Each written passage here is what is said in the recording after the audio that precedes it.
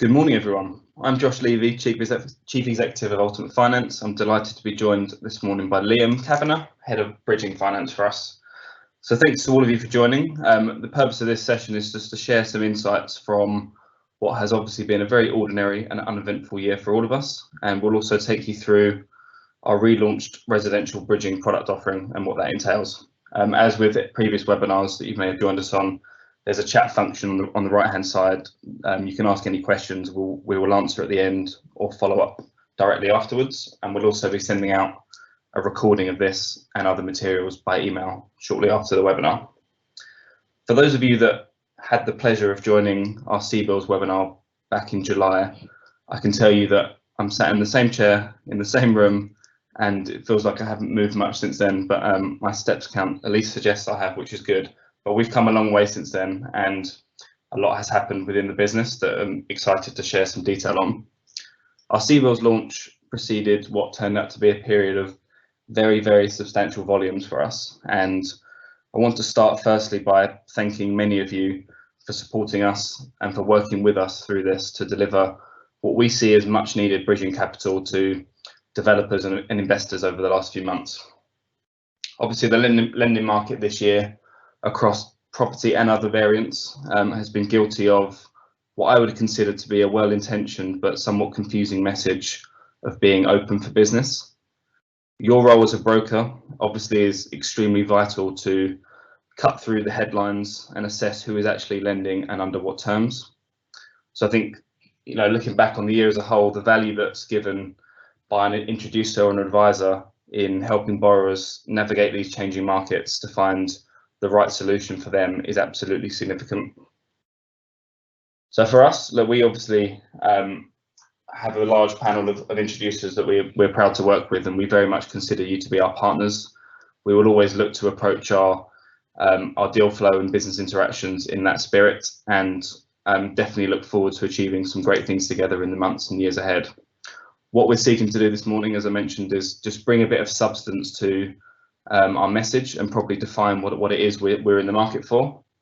And we're absolutely of the view that simplicity aids focus and aids specialism, which is what we're all about. The title page here, you'll see it says post-CBILS bridging reboot, which I have to say feels a little strange given that we're still around £15 million of CBILS deals that we have expected to pay out in the next 2 to 3 weeks. But CBILS is ending, I think. I've said that before and I've been wrong, but I do believe it's coming to an end at the end of January, but perhaps don't take my word for it just yet. So what we've been up to. Before we get onto our product, I want to start with a quick snapshot of what we've been doing this year with our bridging product and how our book has been tested by the massive change in the economy that has obviously arisen throughout the year. As a little bit of a brief recap of history, and for those that may not work with us that closely yet, we had a very noticeable shift in our market back in January and February, and I would characterise it probably as being a period when we had pricing pressure and some pretty intense competition. Clearly, March came along, COVID struck, and a large number of lenders, including some of the biggest in our market, pulled out of new business completely.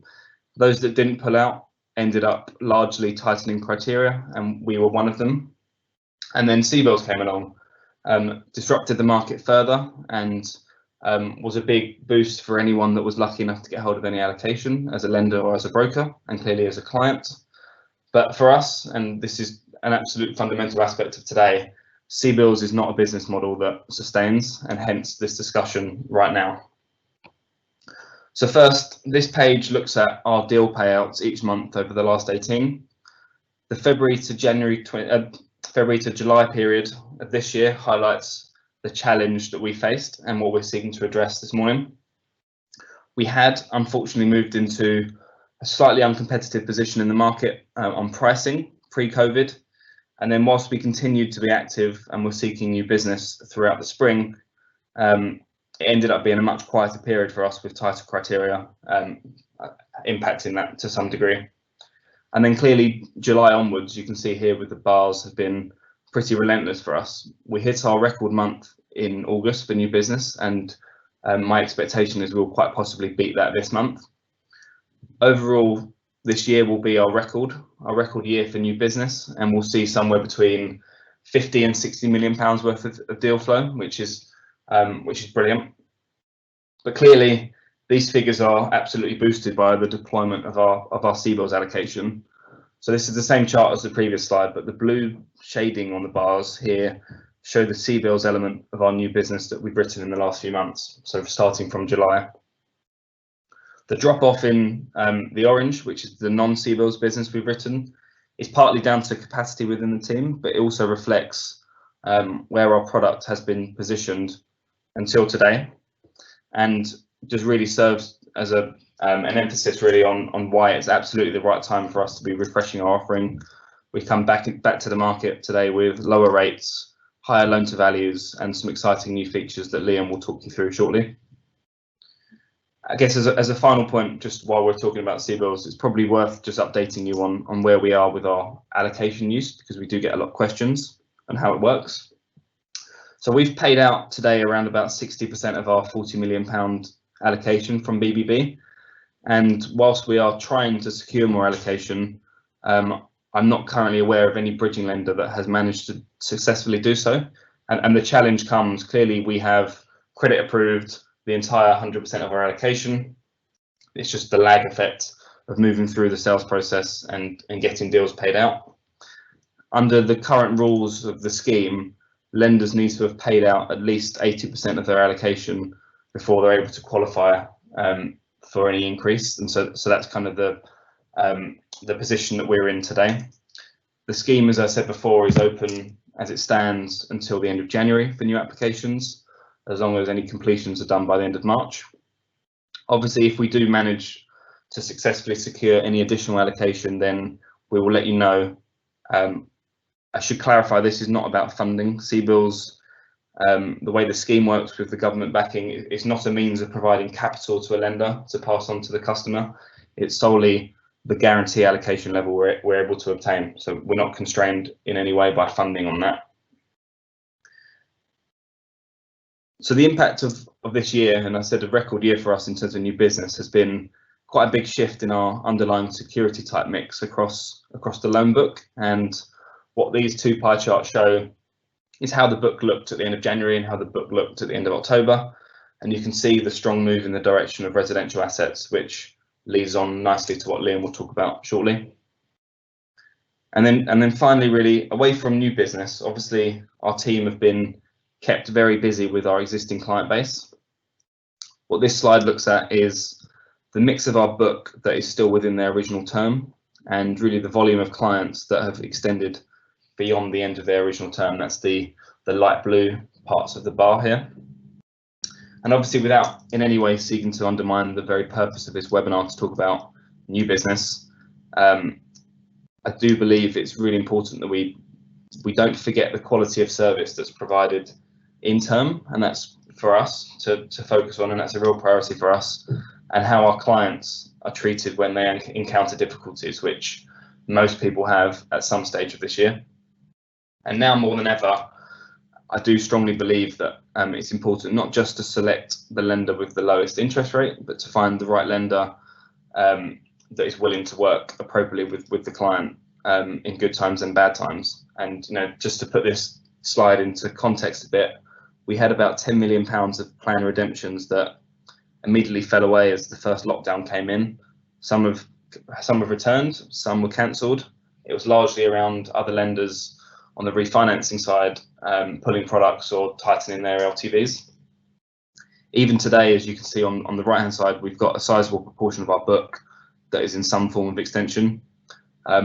We are very confident that this will look very different by the end of January. We do have an active pipeline of redemptions, but the reality is, and you'll be feeling this, I'm sure, everything is just taking far longer than it did previously, and that's particularly around refinancing, but also within the sale market as well, which of course is extremely frustrating for all of us. But our first, second and third priority that we set ourselves back in March was to make sure we're supporting our clients, your clients, through the tough times that we expected to come and have arisen in some parts of the market. And I really do believe we've stayed true to this, and that's what we're all about. So we're a relationship-based lender, and hopefully this just demonstrates why we're a trusted partner for both you and your clients. So then just a final couple of slides from me before I pass you to Liam, who will tell you a bit more about what this actually means for our product appetite and criteria going forward. Just a bit of economic backdrop, and obviously not a day goes by without some commentary in the media about the residential market. So I think we all recognise generally the strength of the market since it reopened back in July. Obviously transaction levels have been high, pricing has been strong. There's been pent-up demand, but it's also been some stimulus, and the housing market relies on confidence. The stamp duty stimulus that came in has definitely injected a huge amount, but it's not the only factor at play. And if you look at the chart in the bottom left of this page, you can see here, this is the Zoopla index. Demand and sales agreed have been very significantly ahead of last year since the market reopened and since the stamp duty holiday came in, although you can see a slight dipping towards the last couple of months where growth is just slowing a little bit towards the end of the year. But beneath the headlines, and this is the headline, and if you dig deeper, what the analysis shows is that there's a bit of a two-speed market at the moment, and there's a real difference between houses with garden space, which are particularly attractive, and inner city flats, which are slightly less so at the moment. And this is the structural change in the market that we're all seeing. I wouldn't go as far as calling it a permanent shift just yet, because clearly we're not operating in normal conditions, but I would expect the first quarter of next year to see a continuation of this high demand, but clearly there are some risks ahead, and that's even outside of the obvious one on vaccines for COVID. The key risk to the market is clearly economic. Unemployment and recession generally leads to noticeable drops in transaction volumes and transaction values, and that's what the chart on the bottom right shows, the link between GDP growth and house prices. The horizon is uncertain to some degree. There is mortgage payment holidays that are expiring or have expired. Tenants will soon be able to be evicted again, and significantly more people, unfortunately, will be unemployed in the months ahead, which will inevitably have an impact on the market at some level. As ever in this industry, the behaviour of the banks and the mortgage providers will be pretty important in determining what happens. At the moment, the mortgage market has increased rates. They've reduced their loan to values. I believe it's largely opportunistic, and there's been such strong demand that they can do this. But clearly the housing market across all chains and all levels does rely on activity at all parts, and there's at the moment a lack of high LTV finance. This will definitely impact chains. Half of first-time buyers would typically use a mortgage of at least 85% loan to value. It's hard to be definitive, but a return to 90 to 95% mortgages in a meaningful way feels some way off at the moment, and that clearly leads to a risk on transactions and potentially values at some stage. But I think, unlike previous recessions, the difference this time is there are some obvious lifestyle changes and some abundantly clear evolved ways of working. I imagine we're all sitting in our own homes at the moment doing this call, and there's some clear structural drivers of change that will persist into next year. And fundamentally, bridging will continue to be a fantastic option for investors that are looking to purchase a property before the end of the stamp duty holiday, and also to support transactions that may be fueled by other changes, whether that's capital gains tax or various other things that have been talked about. So that's the residential market. Clearly the commercial market is different and almost across the board challenging. And just for full disclosure, across the Tavistock Group, of which Ultimate are part, we own what I would say the league table shows is the #1 football club in England, and therefore Europe's best and emptiest football stadium right now, which is not ideal. We also own 1,800 pubs and restaurants across the country, which are under varying forms of restrictions, and we've got other investments in the UK and afar in the hotel, office and service office markets. So we are very much feeling the pain on conditions in the commercial market and understand the different dynamics that are at play. So I don't need to dwell too much on those trends because they are well known, but it's clear that there's currently more hospitality, retail and office space than is needed, more supply than demand. Some of this is COVID related, pubs and restaurants, hotels being the obvious ones, but some of it is just the acceleration of trends. And the most clear example of that is clearly the retail space, which it's been estimated that across the country there's about 30% more physical retail space than demand would be able to sustain. I mean, there's clearly a gap in the market for financing commercial assets, and with that, I suspect there'll be, it's a double-edged sword, but there's pressure on occupancy, pressure on rents, and ultimately that leads to pressure on capital values. And so for us right now, the clear message is we're not currently comfortable lending in the commercial market. The charts on this page on the bottom show sharply negative expectations for occupier demand and capital values, which definitely leads into that. But as I said before, we've got a very direct exposure to this market as an equity player, and we understand the challenges, and we'll definitely be looking to re-enter at some point next year, as we definitely see a big demand need and some supply constraints at the moment. So with that, I'll hand you over to Liam, who will be able to take us through our relaunched product range. Thank you, Josh, and good morning, everyone. So the last 9 months have been dominated by COVID-19, lockdowns, and talks of economical crisis, which the property lending market has not been able to shelter itself from, especially during those first few months of the first lockdown when the property market was told to all but cease activity. Moving into more recent times, the property lending market has been bolstered by government action, which has led to an increase in activity. For example, the stamp duty cuts until the end of March and the CBILS government-backed borrowing facilities. Some of you may recall the webinar Josh and I performed earlier in the year prior to the launch of our CBILS bridging loan facilities, which Josh obviously mentioned earlier. The offering itself was a huge success for us, and we received over £150 million worth of inquiries within the first week of it being opened, and also hit our accreditation limit for approved facilities within this time.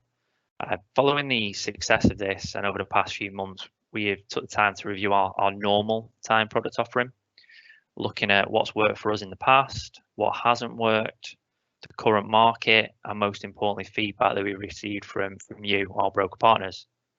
From this, we've created a number of different product variants, because as you well know, not every bridging loan is the same, and therefore it shouldn't be looked at in the same manner and given the same criteria and thought process. So I'll go into these products in a bit more detail later in the presentation. However, as a brief overview, we've got purchase. This is what I would call our traditional bridging loan facility. It's been designed to offer the maximum level of funding to a borrower to allow them to complete on a new residential investment property purchase. We've got our development exit. We will look to refinance the incumbent development finance facility, giving the borrower that much needed time to either sell the property or to refinance the property onto a term facility.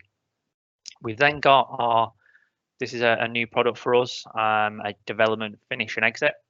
So as with our standard development exit product, we would look to refinance the incumbent development finance lender.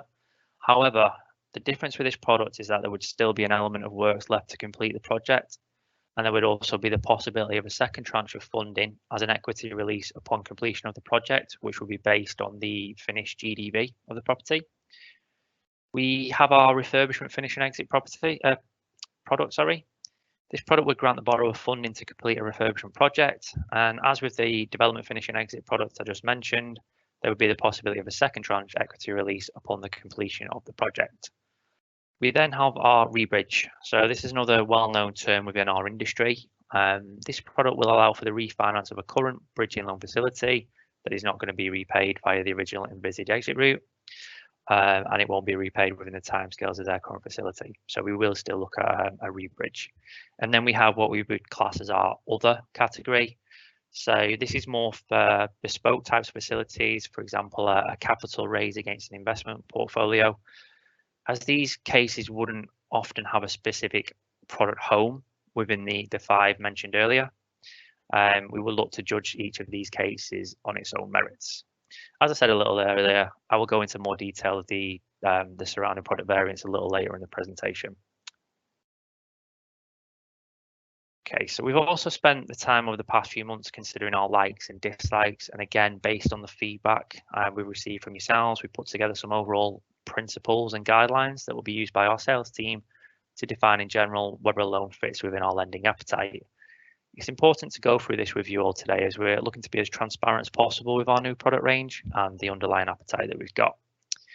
Okay, so number one, we're bringing back 18-month terms to our offering, along with increasing the minimum loan amount from £50,000 to £100,000.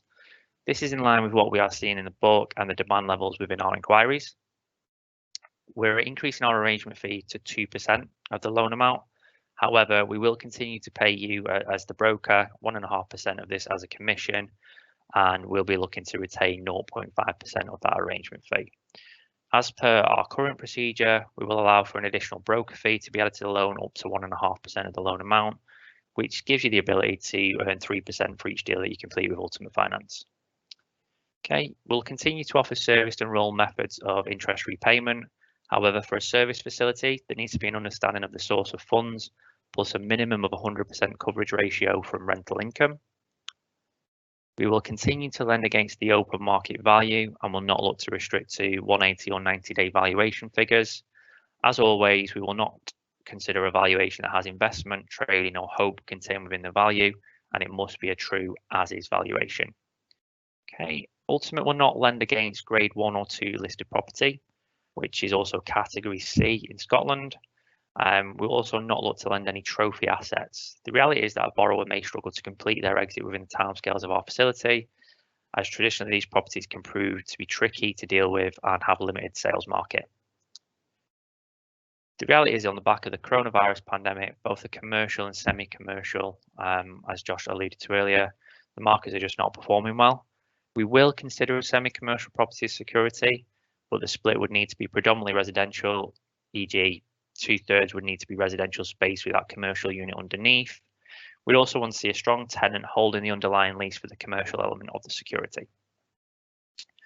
So we're only going to consider first charge as our main security now. We will, however, continue to consider second charges as part of a wider security package, but not as a standalone facility.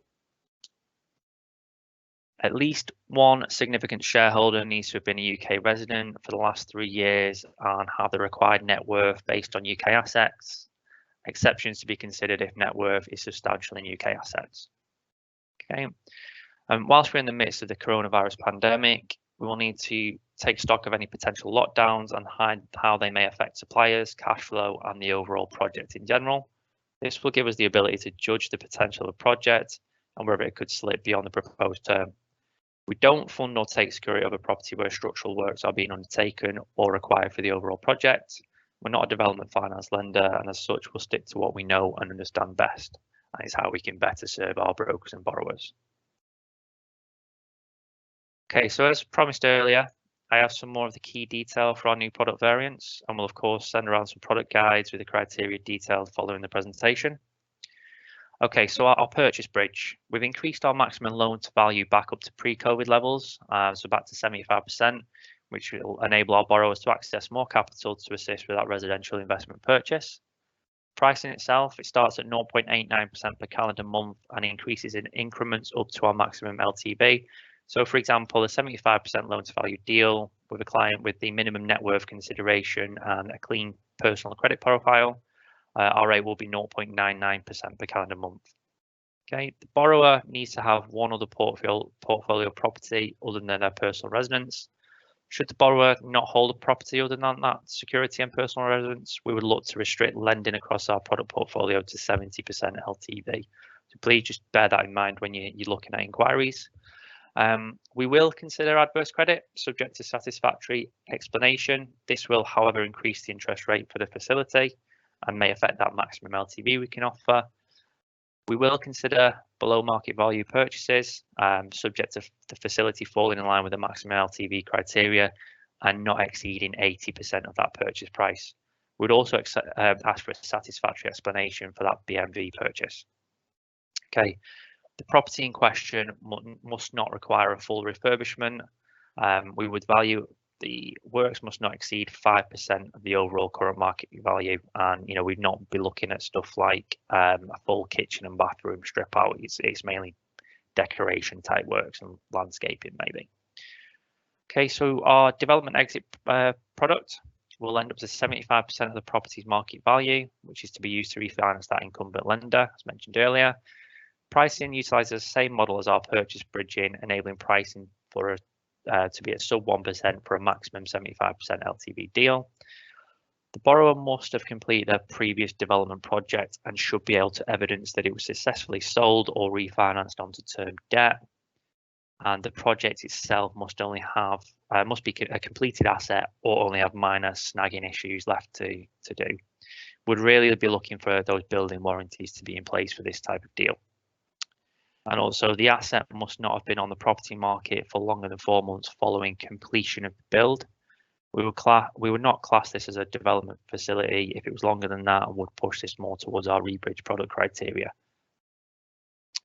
We then come on to our development finishing exit product. So our product will give the borrower up to 75% of the property's current market value on day one. This can be utilised by the borrower to refinance a current development finance facility and for funds to complete that project. At this point, we will not be looking to give the borrower funds for working capital or other projects. It needs to be specifically for this particular property. Once the project has completed, with building regs signed off, warranties issued, we would look to release the equity in that property based on the uplift in value up to 75% of that GDV. Borrower can then use these funds for working capital, as funds to complete another project, funds for sourcing another development site or another purpose. Okay, the works itself on that day one tranche release must not exceed 20% of the original build cost schedule and must not contain any structural works, as mentioned earlier. We'd be looking for that property to be wind and watertight at that stage.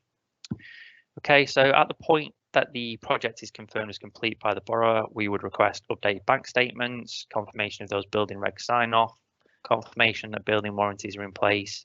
We'd also look for the original surveyor to go out and re-inspect that property just to confirm that all the works are complete and that the GDV is in line with that original report. Okay, so for this product, our borrower must have experience of at least one other successful development project and must be able to cover 30% of the loan amount with their net worth coverage.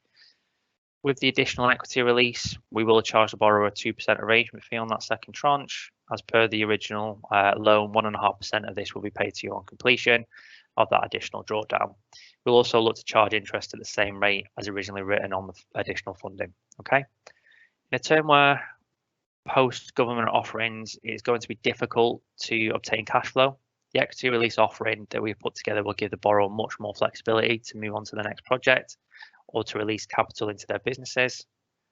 This process in itself allows us to approach the second tranche in a much more streamlined way, enabling quicker access to funding for that borrower. So then we move on to our refurbishment finish and exit product. So just like the development finish and exit, I've just gone through, this product will grant the borrower access up to 75% of the property's current market value. So that as is value I mentioned earlier.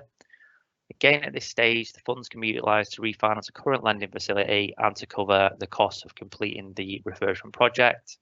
Works remaining are not to exceed 20% of that current market value of the property and must not contain any structural aspects in nature. We've priced this one slightly more expensive, so we're starting it at 0.94% per calendar month due to the fact we're not looking at a new build property, which often carry much more demand when it comes to that sales market. As with the dev finish and exit product, we will look to release a second tranche of funding against the value uplift on the completed unit. Again, this can be for working capital or in the project. The process for the equity release will fall on the same lines as the previous, so the development finish and exit product, and allow the borrower a more streamlined access to that additional cash flow. Okay, moving on to our rebridge product. A rebridge is always a tough proposition for a lender, as we're effectively taking on a bridging facility where something's gone wrong and the exit has failed. That's why our criteria is a bit more reflective of this in its nature. So we're going to restrict the maximum loan to value to 65%. That market value. The maximum term on offer is only going to be 6 months as opposed to 18 months like the other products. pricing again, it's reflective of this, and it's more expensive than the other products. We're starting at 0.99% a month, climbing to 1.14% per calendar month for a 65% loan to value facility. With this product, we'll want to fully understand what the issues were the previous bridging loan facility and what has been done to rectify the issues to make the exit route achievable. As you can see, and I've just mentioned, maximum term only 6 months. So this is because we'll need to have a confirmed exit route in place for that rebridge. So for example, if the exit is deemed to be a sale of the security, we'll want to see a sales memo and also have a confirmation from solicitors that the sale is progressing. Our rebridge would also need to be the first rebridge, so we wouldn't look to take something on that's been bridged 3 or 4 times. Okay, so that's a bit more detail on the product for you. Like I mentioned earlier, we will distribute some criteria sheets to give a little bit more detail as well. So in terms of the pricing, I mentioned this a few times, but based on the feedback from yourselves and what we see in the rest of the property lending market, we've looked to reduce our rates and make sub 1% lending more achievable for our maximum loan to value offerings. With this, the personal service on offer from our team and the niche aspects of some of our bridging products, we believe that we have a much more competitive offering within the market than we ever have done. Okay, so moving on to our broker application portal. So Ultimate are continuing to implement new areas of technology within the business to better enable our sales directors, you, our broker partners, and our borrowers to access a more streamlined and efficient process. Think Nebo for our ID verification checks, where the borrower can directly verify their ID via an app on their smartphone in a matter of minutes, or our e-sign offer letter, which removes the need for a pen. Our latest development is the release of our own broker portal for bridging finance. Many of you will have seen and hopefully already be using our asset finance broker portal, so the screenshots here on the slide should be fairly recognizable. The portal itself has been designed to allow you to import the most important information from our bridging finance application form directly into our systems. By doing this, we see there are a number of benefits. Applications can be submitted 24 hours a day, 7 days a week. You don't need to have a copy of our PDF application form stored in your email or on your laptop. The broker application portal can be accessed and an application completed via your smartphone. You don't need to have your laptop with you at client meetings. The portal will be kept up to date with all of our latest product variants and developments in the future. In terms of case management, within the existing applications tab, you get an instant update as to where a previously submitted portal application is up to within our process, and you can even send a message directly to the team if you want to understand where a holdup might be or detail a change in that application. As we all know, bridging applications can be quite fluid at times. And there's also the ability to upload documents. So the portal has a document management system that allows you to upload any required documents directly into it.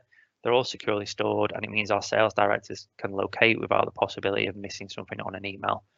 But what I would say is don't worry. If the process you were already using with your sales director in terms of discussing cases and submitting applications works, and you want to continue down that route, we're not going to insist that you use our broker application portal. It's a case of whatever works best for you.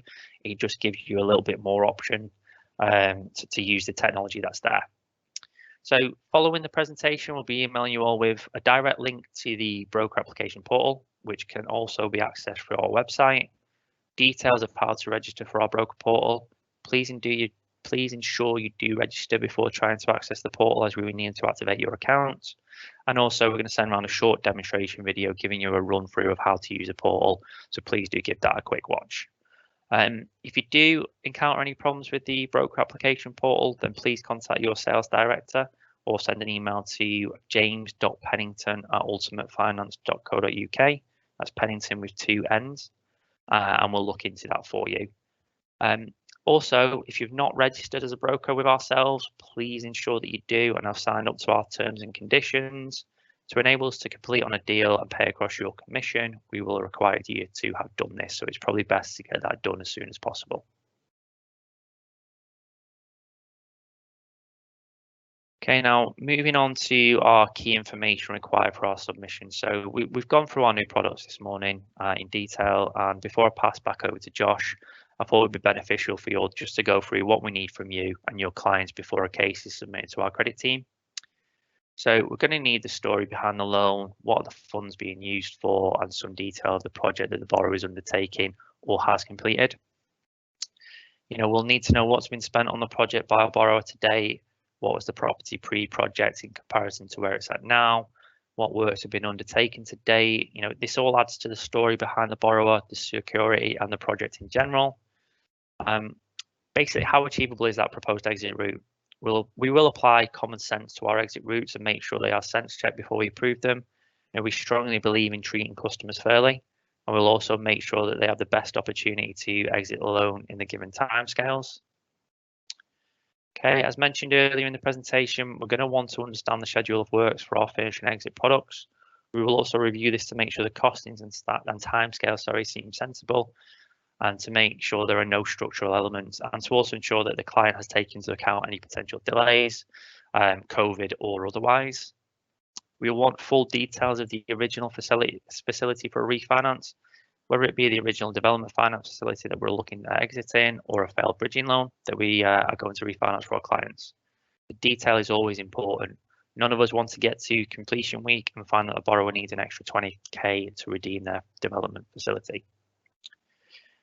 As per the current process that you follow for your case submissions now, we'll need a completed application form. So that's either via the broker portal we've just been through or via the traditional application method with your sales director. We're going to need 3 months bank statements for the borrowing entity or ultimate beneficial owner if it's an SPV. For any service facility you're proposing, we will require 6 months bank statements for those so we can do a full review of that affordability. We'll need assets and liability statements for the directors, and should the property not be available to view online via Zoopla, Rightmove, Google Maps or another, then we'd like to have some photos of the asset to assist with our review. It's important to understand what we're funding against.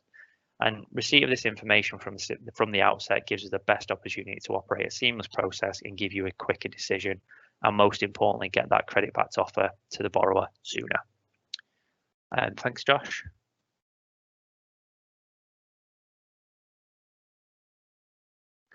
Thanks, Liam. Just really one thing I wanted to cover actually before we move on to some finishing remarks. I just want to mention the cladding scandal that many of you will be no doubt aware of or have read about. So what this essentially is post the tragic events of the Grenfell fire a few years ago, the focus has been on fire safety and the use of unsafe cladding on buildings, which has come into sharp focus. The original attention was clearly on cladding materials within high-rise residential towers, but the focus since then, particularly since the start of this year, has been widened to many other types of buildings that possibly fall foul of either current building regulations or weaknesses within the regulations themselves. So in response, what the government have done is introduce what they term the EWS process. So this covers the external wall systems, essentially checks the safety of these systems. Many apartment buildings and many blocks of flats are potentially captured by this, and there's something known as the EWS form, the EWS1 form actually, which in itself is a way for a building owner to be able to confirm that their external wall systems have been assessed by an expert and deemed safe or otherwise. It's originally just applied to the larger buildings. So I think the original principle was around buildings over 18 metres high. It's now been extended to cover any residential building below 18 metres that there's specific concerns about, and that's where the grey line comes in. The cost of remediation, you can see some of the headlines that are a little alarming on this page. The government funding that's been made available to deal with this cost of remediation is nowhere near enough. It's estimated there could be something like £15 billion worth of property within the UK that has an issue. This obviously has a knock-on effect for buyers, for mortgage lenders, for property owners and for valuers. The sale market for apartments in cladded buildings is extremely difficult right now because mortgages are not available in many of these buildings without the presence of a clean EWS1 form. And lo and behold, there aren't many experts out there, so there's a large backlog on getting some of these forms and assessments done. So for us, as a bit of a rule of thumb, for any building that's over 3 stories in height it's generally deemed that anything below 3 stories, there shouldn't be an issue on. For anything above 3 stories, we will need to just consider whether this needs to be looked at as part of our take-on process. And like Liam said earlier, we will apply common sense to some of this, but we don't want to make sure that we're taking on a potential issue here or a fire risk. And I think it's probably worth saying that for new builds, it's probably not going to be a problem. You would have thought that any new builds coming up now should have the right building materials, having learned from some of the challenges and issues in the past. So I just wanted to put this on the radar. It's definitely an issue that's going to grow in prominence in the months ahead, and you'll probably see and read more about it. And I say this as someone who lives in a building that is caught up in this mess. So I feel the pain of this process, and it's not a quick solution, unfortunately. And the government, whilst happy to chuck money at lots of different things, seem not to be willing to step up on this one just yet.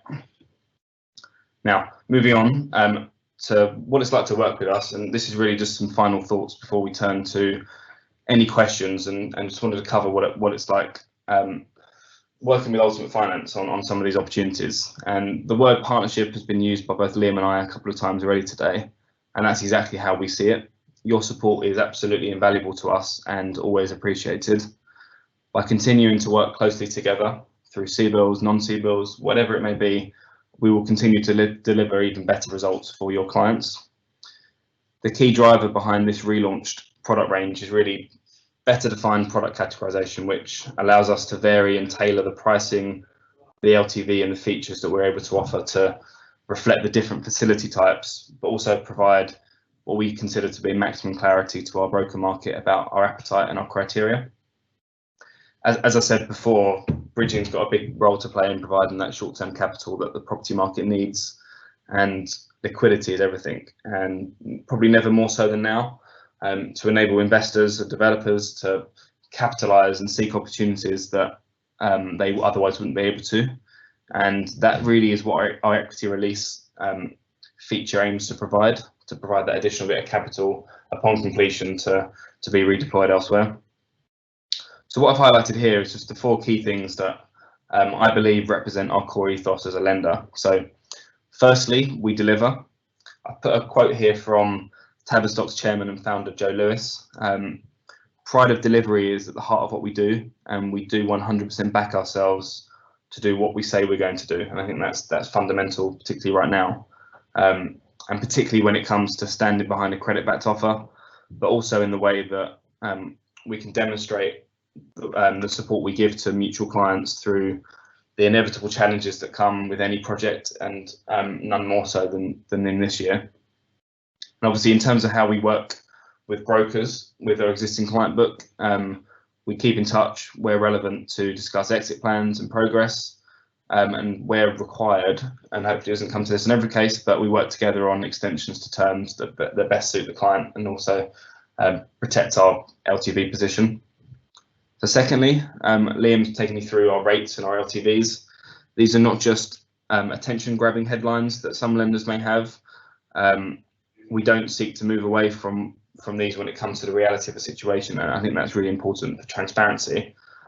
We are reducing our rates, we are increasing our maximum LTVs, all for the simple purpose of allowing us to build on what's been a record year and meet our ambitions for further growth, which can only happen with your support. Thirdly, the transparency of our credit process. So the property lending market has been accused in the past and still today of lacking innovation. You've heard about our portals, our e-signability, our identity verification technology. All of these initiatives are designed to support our highly personal approach, and we will never move away from that, because that's what makes us who we are. Great service delivered by great people, and hopefully you've had the pleasure of getting to know our team, or will soon do. What we continually aim to do through our project team and everything that we do as a business is aim to improve our process to enable speed and also to give you greater confidence in our ability to deliver for your clients. So what we're now introducing is the ability for you, or for the prospect, or both, to join our credit citing calls. So this is a very early stage call we have with our underwriting team on some deals, just to get early engagement and also to cover off any immediate issues and challenges. So And the ability for you guys to join us on some of these calls would allow us to work through a very early stage where the challenges may be, and the key is working through them together. But also we're very keen to move away from any feelings of opaqueness that you're sometimes considered that exists across many lenders' credit processes. So we're absolutely looking to be as transparent as we can be on that. And then finally, our backing. So being part of the Tavistock Group not only gives us access to very significant capital, but it also means that we've got group companies within the portfolio that are very invested in both the residential and commercial property markets. And for us, that combination of lending and real estate expertise is right at the sweet spot of our group. In terms of funding, I mean, what's key for us is that we lend our own capital, but we've also recently added a wholesale funding line with Oak North that gives us access to balanced, stable and growing funding sources, and I think that's critical in the time ahead. We've had a couple of questions that I'll go through now, and probably starting with you, Liam. Questions come in about whether we lend, how we look at first-time buyers for bridging finance. Yeah, so really it depends on the borrowers in terms of if they've got worth within their personal residence. We will look to lend to a first-time buyer for bridging finance. I assume we're looking at a residential investment purchase, so we could lend to them. However, we'd probably look to restrict our LTV on that first purchase to 70%, and then when they come to reuse us, they've got that larger portfolio, we could then increase the LTV to 75%. Excellent. And a question from Barry. Are all applications subject to valuation, or on a case-by-case basis will we consider underwriting based on a desktop valuation, whether that's dependent on the asset quality, type, location, LTV, which may be appropriate in some scenarios where there's a tight completion deadline? So how do you view that one? I think the reality is we've got access to a valuation panel that can move quickly. We'd also always look to get that formal valuation where an inspection has taken place. If the LTV was on the lower side and the asset quality could be confirmed, then we could potentially look at a desktop. We wouldn't necessarily rule it out, but I would suggest that would fall into the other category of product we've got there, Barry. So that would, have a conversation with your sales director there, and we could potentially look at that. But in 99% of cases, we would be looking to get that inspection and formal valuation taking place. And is it worth just touching on, Liam, how we view retypes of evaluation reports? Yeah, so in terms of retype, so a retype is obviously something that's been performed for another lender. For one, we need to understand why that lender's not moved forward with that facility to start with. We could potentially look to accept a retype. However, the valuation or the valuer, should I say, would need to accept our instruction and reproduce the format answering the questions that we've asked them to look at. Great. So a question from Hugh about whether we fund land. So the position on land for us is something we used to do. We have no appetite at the moment for land without planning. For land with planning deals, we'll look at it on a case-by-case basis. We try and manage to a certain portfolio concentration on land with planning. At the moment, we've got most of our portfolio cap on land with planning already there, but there's a few redemptions coming up. I think the reality is if it's a very strong borrower, a very strong project, planning is there and in place for the next 2 years. It's something we can look at for sure. On a selective basis, I think it's probably fair to say. So another question, Liam, what are you seeing in terms of other lenders within the bridging space? Obviously, there's quite a lot of noise about some returning to market, some changing criteria.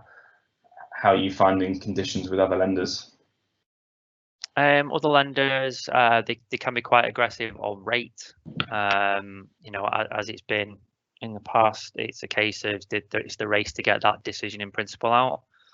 And I think, like you touched on earlier, Josh, is that we look to deliver. That's what we pride ourselves on, and the service that we offer there. I mean, that's one of our key differentiators from us and the competition. We may take 24 hours longer to get you that credit back offer. But once it's issued, we'll stand by it. We have found that other lenders, it's a decision in principle, they'll get it out extremely quickly. When it comes to the actual due diligence, the offer will fall away. And therefore that rate is then not accessible. Yeah. Thank you. Well, I think that's all the questions that have come in. And just final one from me, just thank you all for joining us today. We're very excited to bring you details of this product offering. I'm hopefully going to work through lots and lots of cases with you in the months and years ahead. The aim, as I said before, is to build on what's been a record year for us in 2020, continue to show you that in good times and bad times, you can trust us to deliver for your clients.